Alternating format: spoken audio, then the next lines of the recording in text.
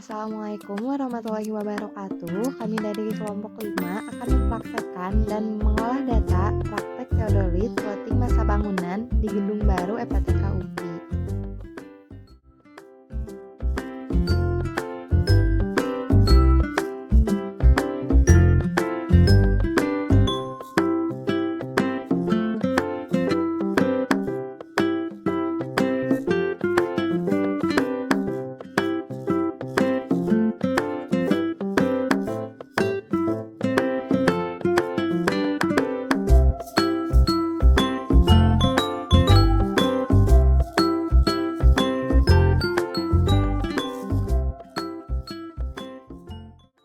Selanjutnya ada langkah-langkah plottingan masa bangunan menggunakan alat teodolit. Yang pertama, centering alat teodolit. Kedua, pengecekan lipo. Ketiga, cari sudut utara dengan bantuan kompas. Keempat, set nol alat teodolit. Kelima, bidik ke rambu ukur yang sudah ditentukan. Keenam, lihat hasil bidikan di alat teodolit. Baik, selanjutnya pada pengelolaan plottingan masa bangunan menggunakan teodolit. Yang pertama itu ada data lapangan. Pertama ini ada keterangan alat, kita menggunakan dua alat, lalu tinggi alat dan keterangan meter.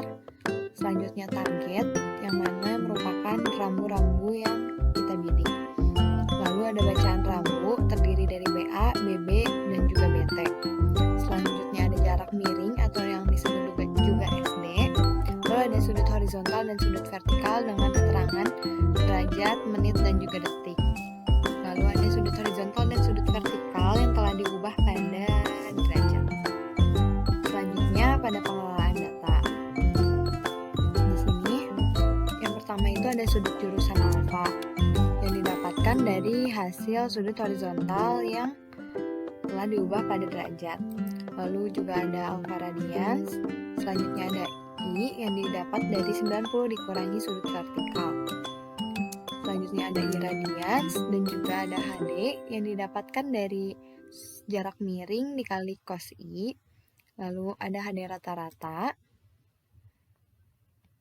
Selanjutnya juga ada VD yang didapat dari HD rata-rata dikali tan. Lalu ada delta X yang mana merupakan HD dikali sin alfa. Lalu ada delta Y yang merupakan HD dikali cos A. Lalu ada delta Z yang didapat dari tinggi alat ditambah VD dikurangi BT. Untuk koordinat sendiri itu ada X, Y, dan Z. Untuk 200 ini adalah nilai yang kita gunakan untuk sebagai patok utama dalam menentukan koordinatnya. Bisa juga didapat melalui Google Earth, disesuaikan dengan ketinggian dari bangunan ataupun lahan yang akan diukur. Selanjutnya, setelah didapatkan koordinat X, Y, dan Z, kita menghitung 3D polinya agar bisa diplot ke dalam Civil 3D. Dengan rumus seperti berikut. Lalu rumus berikut juga sama untuk ke bawahnya. Menggunakan rumus yang sama, hanya saja beda dalam penempatannya, disesuaikan. Setelah ditemukan 3D polinya, lalu untuk 3D poli yang telah kita dapatkan ini, kita kembangkan untuk dapat diplot. Dan rumus sebagai berikut. Mungkin bisa diperhatikan lagi untuk rumus-rumusnya atau di pause agar tidak ada kesalahan rumusnya karena cukup harus teliti ya dalam penulisan rumus 3D poli. Ini juga sama. Jadi untuk yang biru ini 3D poli utama yang nilai patok koordinatnya mungkin bisa dikunci. Ini juga sama.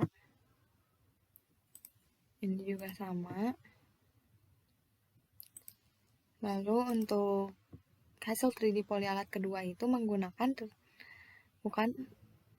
nilai 3D poli patok utama, namun menggunakan hasil koordinat 3D poli yang terakhir gitu di alat pertama untuk alat kedua. Ini juga sama. Dan ini juga sama. setelah didapatkan hasil 3D polinya, mungkin bisa langsung di copy seperti biasa, lalu dipastekan ke dalam 3D poly. 3D poly, maaf, civil 3D. Mungkin ini hapus dulu ya hasilnya. Nih. Langsung kita pastekan di komen, lalu kita LV. Nah, udah diketemuin.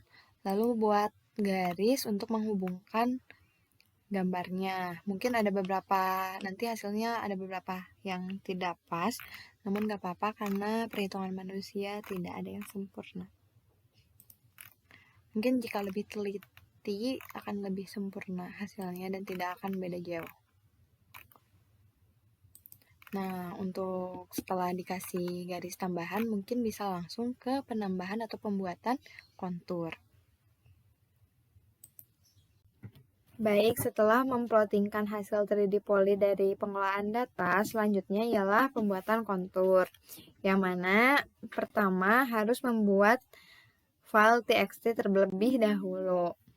Nah, untuk mempermudah itu kita buat Excel baru. Lalu datanya tuh diambil yang koordinat. Nih, yang ini kita blok lalu copy. Nah, di pastenya itu klik kanan, lalu paste spesial. Lalu pilih yang value, oke. Nah, selanjutnya yang kita butuhkan ialah target. Targetnya juga diambil dari yang A. Lalu copy. Lalu simpan di sini dan paste spesial juga. Setelah ini kita blok rata tengah. Setelah rata tengah itu kita pilih filter. Nah, setelah itu langsung klik sort A to Z. Udah kayak gini, udah tersusun, langsung ditambahin aja penomorannya.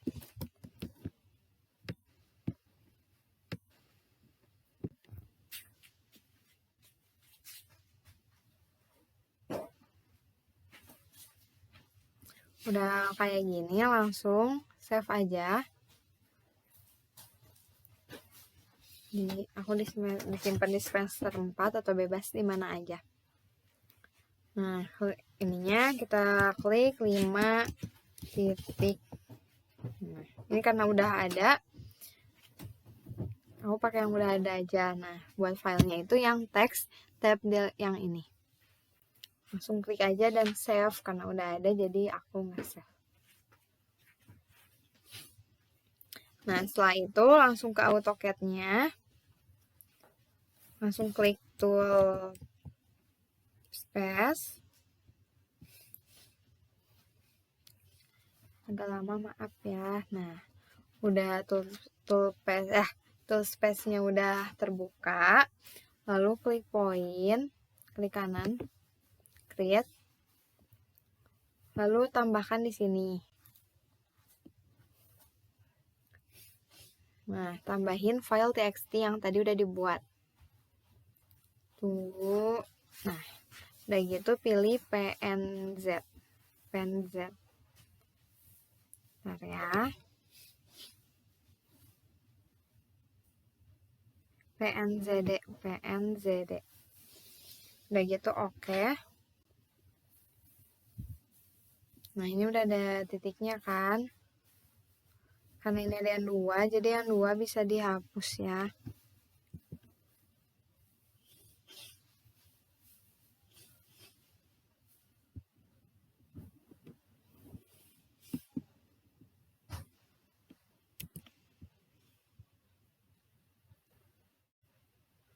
Nah, udah kayak gini. Bentar. Karena nggak pakai mouse agak susah. Setelah itu, kita X aja. Lalu ke surface. Surface juga sama, klik kanan, lalu create surface. Udah gitu ini namain di sini masa bangunan. Udah gitu oke. Nah, udah oke. Langsung kita klik kanan atau enggak, klik 2 kali aja nggak apa-apa. Lalu yang masa bangunan ini kita juga klik 2 kali langsung ke definition. Nah, di definition itu klik yang point group ini. Kita klik kanan lalu add, klik all point-nya, apply langsung oke. Nah, udah kayak gini. Tadang! Ada deh konturnya. Karena ini kan terlalu mepet, bisa langsung diedit konturnya. Itu klik bagian konturnya, lalu bisa diedit kanan. Diedit surface, maaf. Diedit surface. Nah, di sini konturnya tuh bisa diubah warna juga. Terus ini kontur interval biar nggak terlalu mepet. Ininya bisa diganti, disesuaikan juga gitu. Kalau mau edit kontur. Udah deh, jadi. Makasih semua. Sekian dari kelompok 5. Bila ada kesalahannya mohon maaf. Wassalamualaikum warahmatullahi wabarakatuh. Terima kasih.